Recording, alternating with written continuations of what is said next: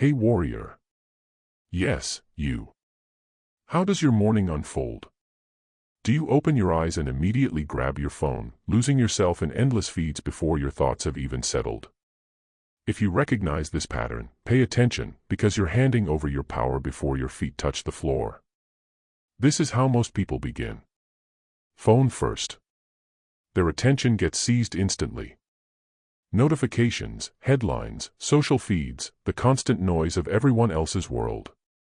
In those first few minutes, they surrender their emotional, mental, and spiritual command. But compare that to the rare few who approach their mornings differently. No scroll, no rush, no reaction. Just stillness, awareness, internal quiet. They don't enter the day already scattered. They enter it already in control. They take possession of their morning. And because of that, they take possession of everything that follows. Marcus Aurelius put it this way. When you open your eyes at dawn, recognize what a gift it is just to be here, to breathe, to think, to find joy, to offer love. So why do so few actually live this way? Because most have forgotten that the morning belongs to you. It's your domain. Your chance to rule or to hand over the reins. Those who surrender it to noise, impulse, and disorder, they spend the rest of the day chasing instead of guiding. But those who claim their mornings, they direct their emotions.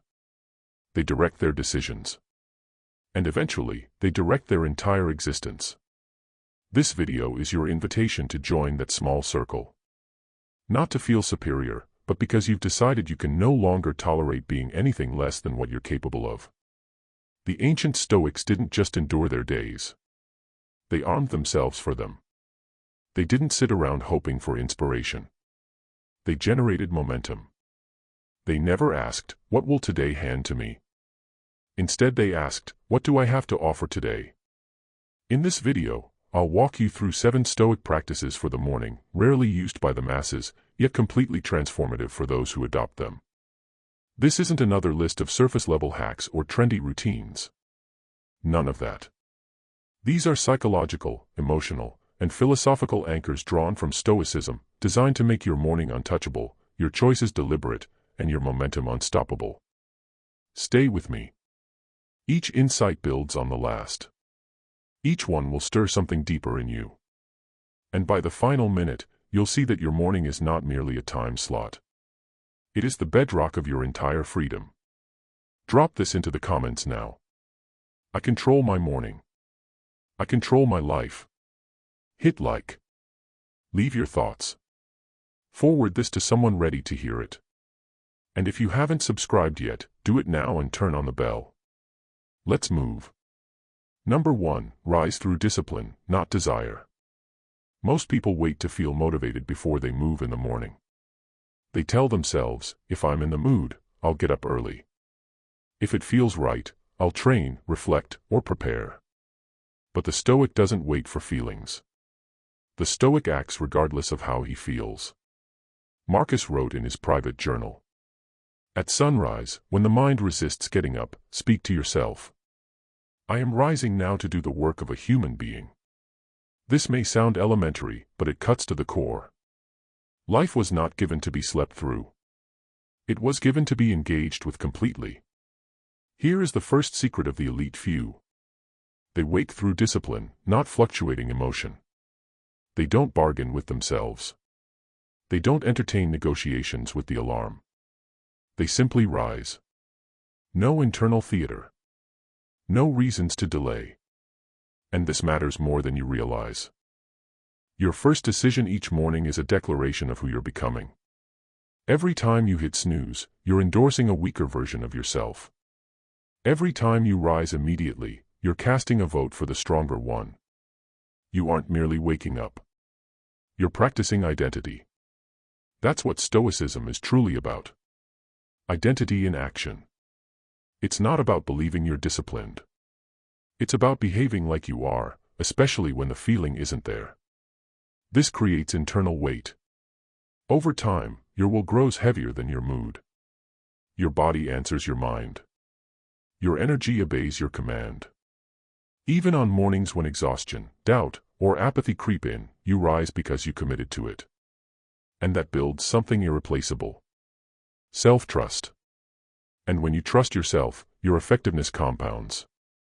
So how do you begin? Choose a consistent time to wake and guard it fiercely. No snooze button. Not once. When consciousness returns, get up immediately. This tells your nervous system, we are in motion now. Speak something sharp out loud. Something like, let's move. This day is claimed. If you can silence the voice that begs to stay under warmth at 5 a.m., you can silence it anywhere. You'll step into the rest of the day already victorious. And most people haven't even stirred yet. Your mornings don't need to be elaborate. They just need to be unbroken. Remember, you don't rise because you're moved. You rise because of who you are. Drop this into the comments. Discipline is my alarm clock. Number 2, claim the first hour in quiet. When you first open your eyes, who's actually in charge? You or the device beside you? Your notifications? Someone else's urgency?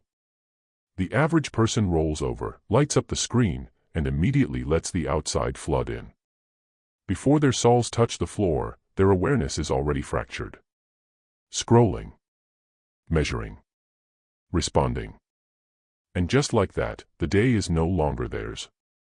But those who live differently, they choose the opposite path. They begin in quiet. No audio.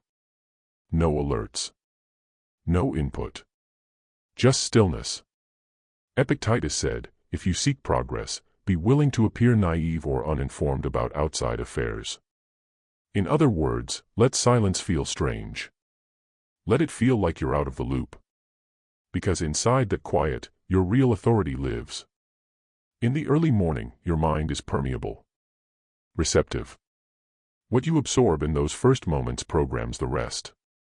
And if your first intake is noise, you'll carry that static for hours. But if you grant yourself even 10 minutes of calm, you allow your cognition to settle, to stabilize, to center. So what do the most steady individuals do? They sit upright in bed. They shut their eyes. They track their breath. They observe the current of thought without jumping into it. They ask themselves simple but potent questions. What presence do I intend to bring today? What would the most elevated version of myself do in these next moments? This is what the Stoics called prohairesis. Your internal freedom. The capacity to select your response, regardless of external conditions.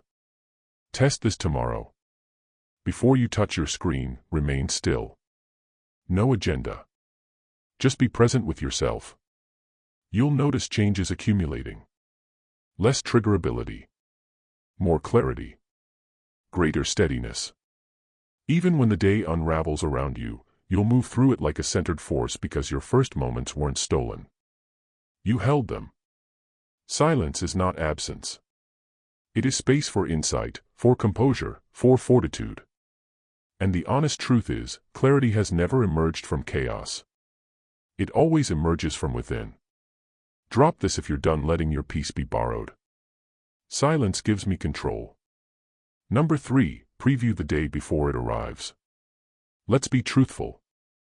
Life rarely cooperates with our plans. You can have your intentions locked in, your attitude calibrated, your approach defined, and still, unexpectedly, something derails it. Someone speaks carelessly. Priorities shift overnight. Traffic stops you. A message unsettles you before midday.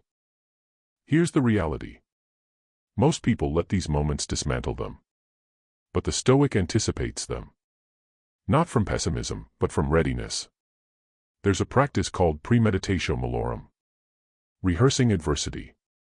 It sounds heavy, but it's not about anticipating suffering. It's about mentally stepping into challenge before it arrives. Seneca wrote, "He who has foreseen the blow before it lands has already weakened its force." If you expect the unexpected, it won't uproot you when it appears. You'll meet it like terrain you've already walked. The most composed individuals don't merely move through their day.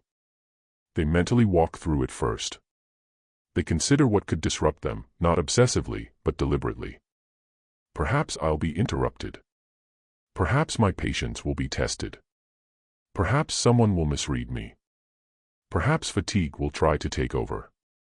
And then they ask, what will my response look like in that moment? This is emotional conditioning before the event. Here's a practical method. After your quiet time, reflect briefly. What situations might test me today? What internal state might I need to keep in check? What would the highest version of me do in those situations? You can journal this or simply visualize. Either way, the effect is powerful. Because when life behaves as it always does, you don't stall. You don't collapse. You've already trained for this. You're not being thrown. You're responding with awareness. This is the heart of Stoic practice. Not attempting to control the external, but governing yourself within it. And this orientation produces a calm that feels almost unfair to those without it. You walk into the meeting composed. You process the delay without combustion. You absorb the criticism without crumbling. You remain steady. That's your edge. Not flawlessness. Not compulsive optimism. Readiness. Because you faced the day while it was still unwritten. And that changes everything. Drop this in the comments if you're finished being ambushed by life. I prepare. I do not panic. Number 4, ground yourself with a Stoic morning truth. Every person who leads, fights, or creates returns to something each morning. A non-negotiable belief. A steadying phrase. A reminder of their nature. The average person wakes without memory of who they're trying to become. The Stoic wakes and recalls. Marcus Aurelius wrote in his private pages not for reputation, but for orientation. His words were self-instructions on how to carry himself with steadiness and force. You have authority over your inner world, not over what occurs externally. Understand this, and you will locate your power. This is the morning anchor. A truth you speak to yourself daily before external demands crowd in. Here's why it matters. Each morning, your sense of self is unguarded. Before messages, expectations, and pressures start arriving, you must declare who you are. Otherwise, the environment will assign your identity for you. This is how people who move with focus and composure begin. They identify or compose a Stoic phrase and return to it every morning. This isn't about temporary elevation. It's about structural reinforcement. It brings you back to yourself. Some effective examples. I am not responsible for events. I am responsible for my response. This day is extended to me. I won't give it to triviality. What defines me today is not my circumstances but my conduct. My purpose is not to be approved of.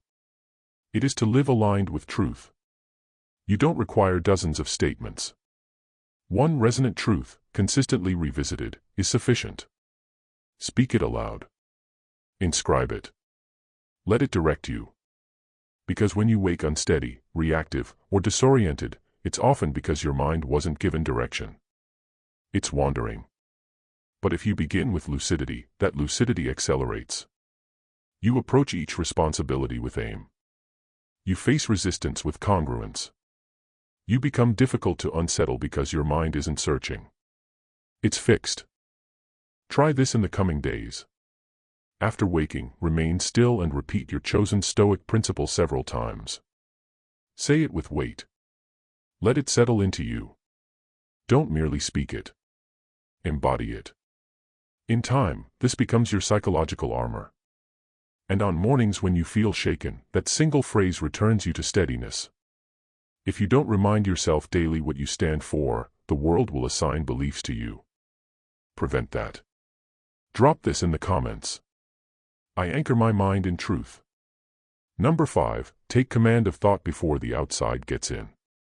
Your mind is at its most receptive in that first hour after sleep. So ask yourself, who gains entry first? For most, it's anonymous users online. Events they cannot influence. Dialogues irrelevant to their life. Opinions engineered to make them feel insufficient. But Seneca understood that a person's distress is often proportional to what they've persuaded themselves is true. So rather than allow the environment to form them, they form their own inner landscape first. This is why Stoic journaling has remained one of the most transformative instruments in the morning architecture of the self-governed few. Here's how it functions. Immediately following your quiet period and your morning anchor, you take several minutes to externalize thought through writing. Not for an audience. For yourself. You examine, what sensations am I carrying right now? What weight do I need to release? What am I grateful for despite everything? Which virtue will I exercise today? Patience. Fortitude. Precision. You don't need volumes. Several honest lines will do. This constructs a private chamber of self-perception.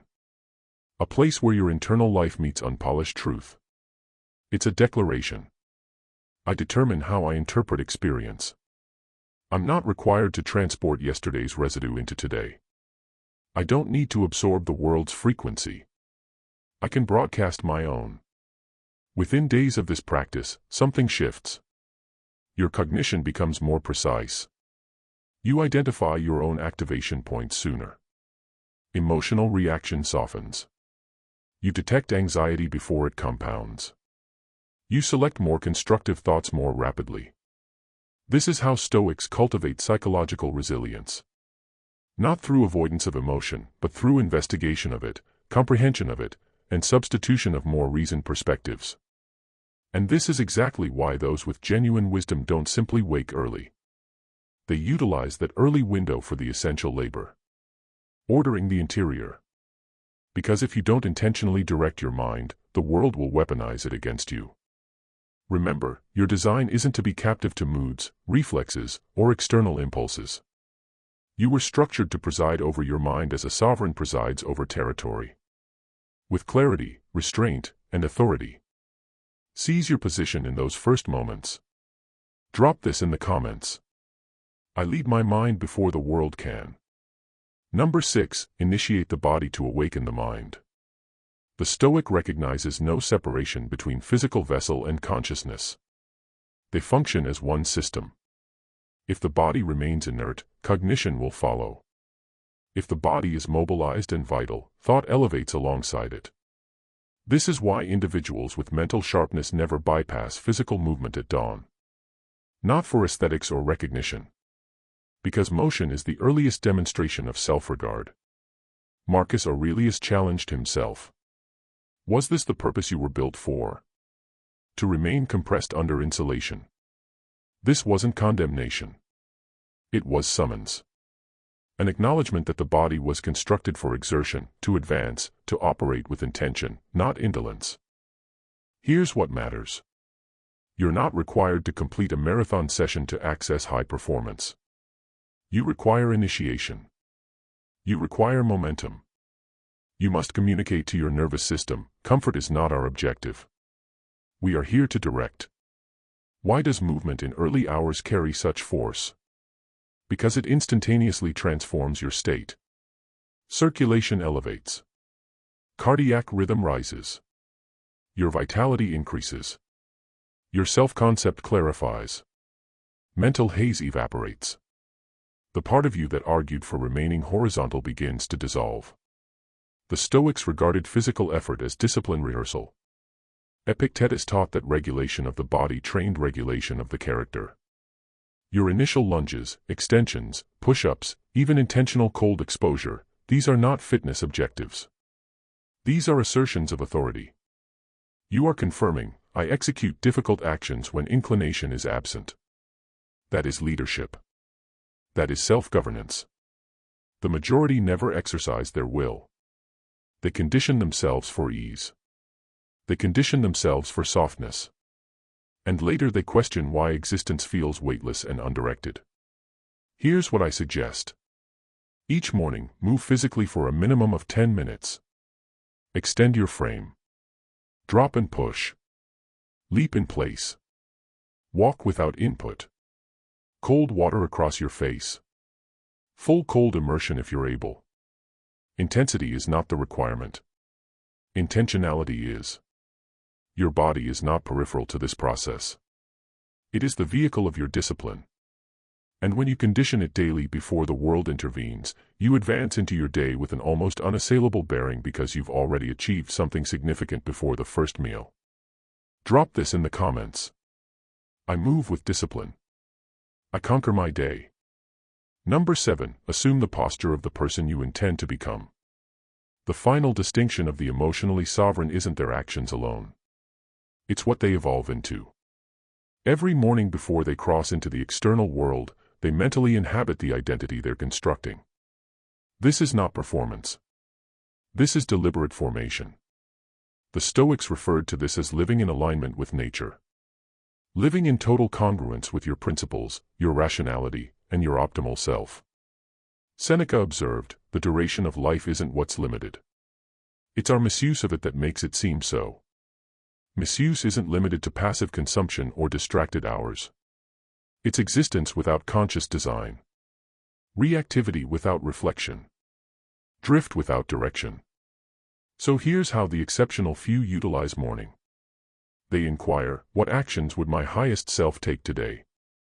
If my conduct was recorded and reviewed, would I feel satisfaction in how I managed conflict, conversation, emotional pressure? Where is my edge dull, and how will I sharpen it today?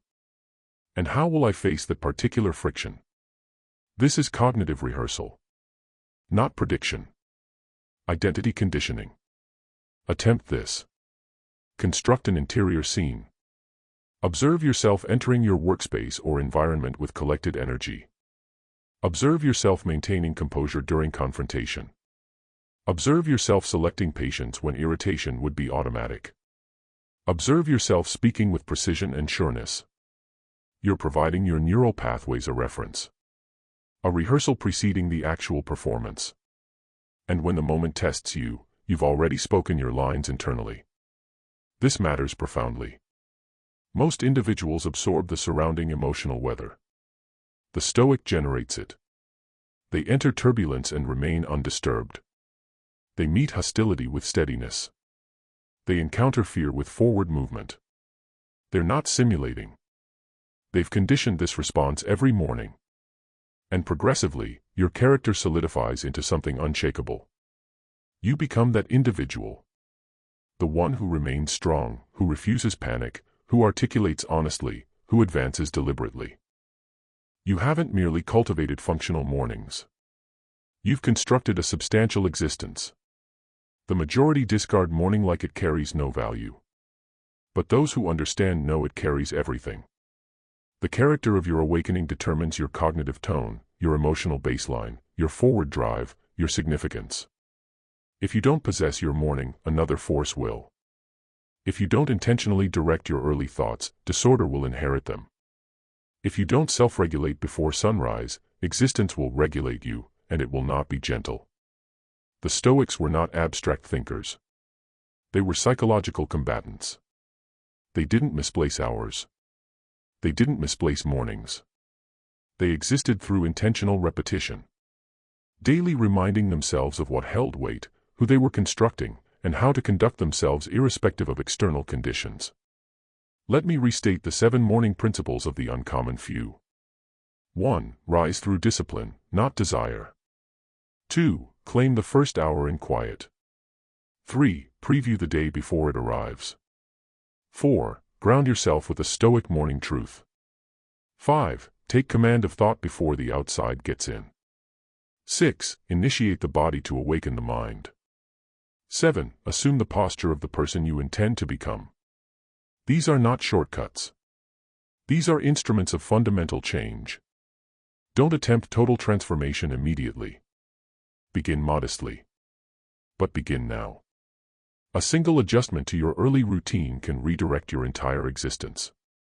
You're not required to be flawless. You're required to be conscious. Genuinely conscious of what you value, how you operate, and what you're moving toward. Let this be your final morning waking like the undistinguished majority. And your first waking like the exceptional few. Like this video. Share your most resonant truth in the comments. Send this to someone ready to receive it. And subscribe without delay. Additional Stoic insight is on its way. Drop this final statement in the comments. I wake up like the 1%. I lead my life with stoic power.